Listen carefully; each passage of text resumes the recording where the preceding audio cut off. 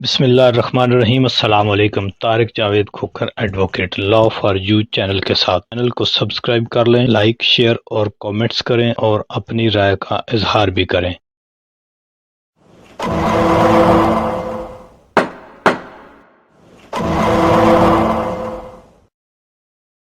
کو martial law کا زمانہ تو نہیں ہے کہ ڈرائنگ روم میں یا بند کمروں میں جو چاہو لکھو اور جو چاہو جا کر کے کسی کو سزا دے دو۔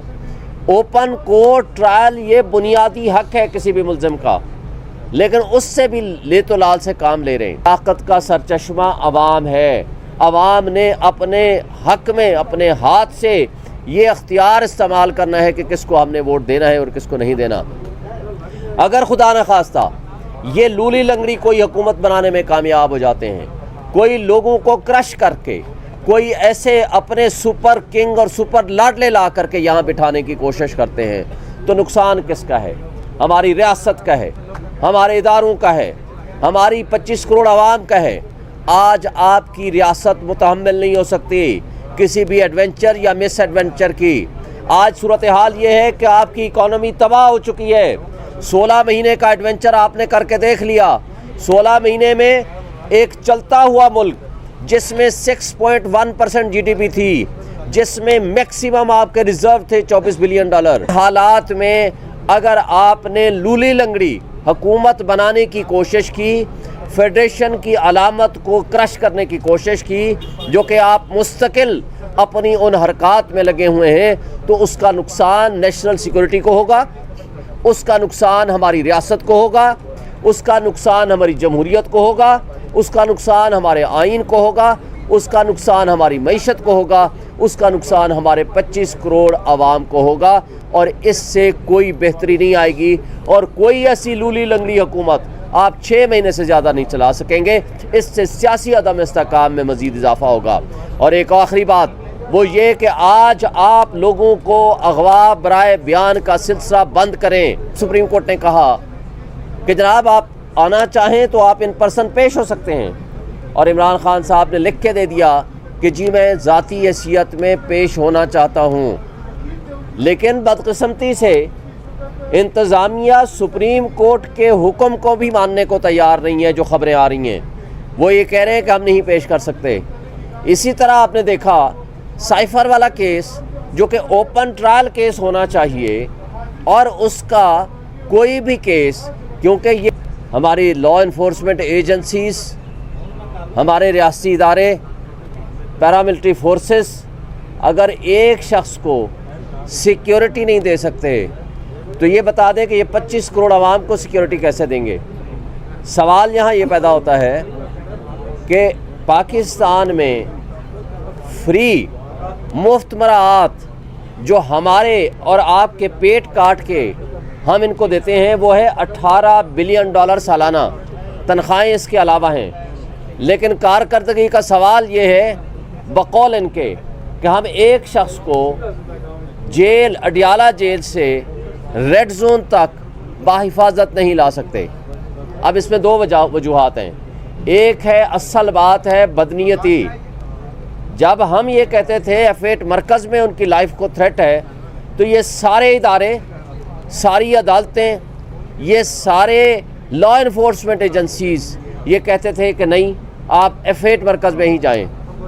لیکن آج جو ریڈ زون سب سے موسٹ سیکیور جگہ ہے، یہاں پیش کرنے کے لیے الیکشن کمیشن کے حکم کے باوجود وہ کہتے ہیں سیکیورٹی تھریٹ ہے، ہم ایک شخص کو پیش نہیں کر سکتے۔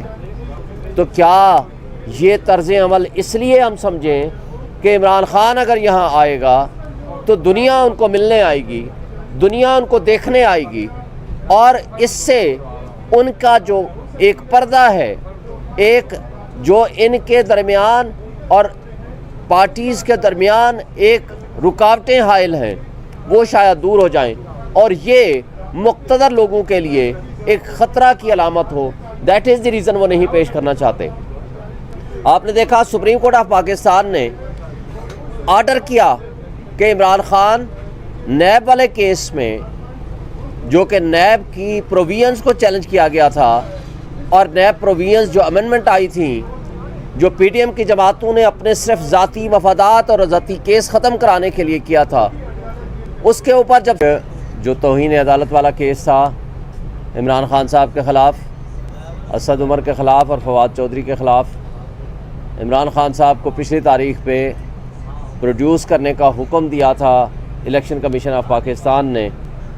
نو doubt election commission of Pakistan سب سے بڑا آئینی ادارہ ہے۔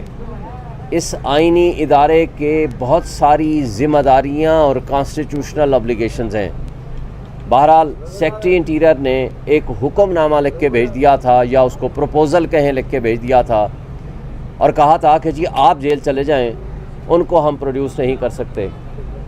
اور پچھلی تاریخ پہ ہی میں نے کہا تھا کہ اگر یہ سارا ایڈمنسٹریشن، اور دراصل وجہ یہ ہے، آج بھی میں نے الیکشن کمیشن کو گزارش کی کہ جناب الیکشنز ہو رہے ہیں لیکن لیول پلینگ فیلڈ ہمیں نہیں دیا جا رہا، اور آپ کو میں نے کہا ہم نے اپلیکیشنز بھی دے دی ہیں، ہم نے آپ کو انفارم بھی کر دیا ہے، الیکشنز کی ڈیٹ آ گئی ہے، الیکشن کی گہما گہمی شروع ہو گئی ہے۔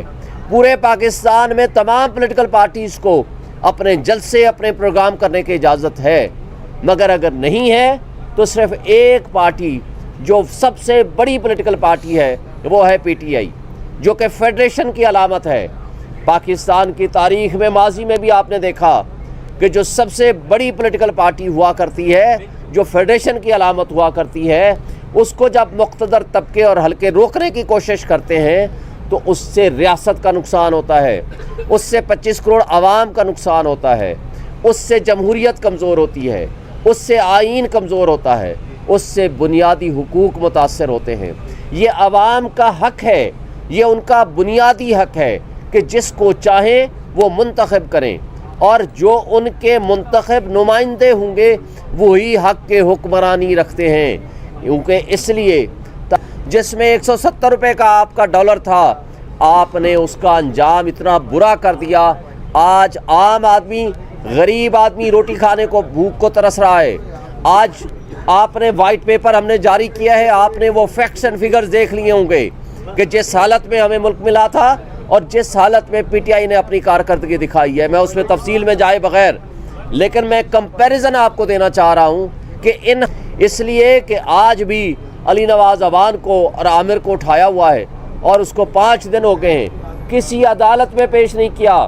آئین یہ کہتا ہے کہ اگر کسی کو گرفتار کریں گے تو آپ اس کو 24 آورز میں کسی عدالت میں پیش کریں گے، اور اگر ایسا نہیں ہوگا تو یہ غیر آئینی اقدام ہوگا۔ میں سپریم کورٹ آف پاکستان سے بھی ریکویسٹ کرتا ہوں کہ اعتزاز احسن صاحب نے ان پرسن جو پٹیشن فائل کی ہے اس کو انٹرٹین کیا جائے، اور اس کے مطابق لوگوں کے بنیادی حقوق کی تحفظ کیا جائے، اس لیے کہ سپریم کورٹ نے لوگوں کے بنیادی حقوق کے تحفظ کی قسم اٹھائی ہے، اور وہ پابند ہیں آئین کی بحالی کرنے کے in its true letter and spirit. Thank you.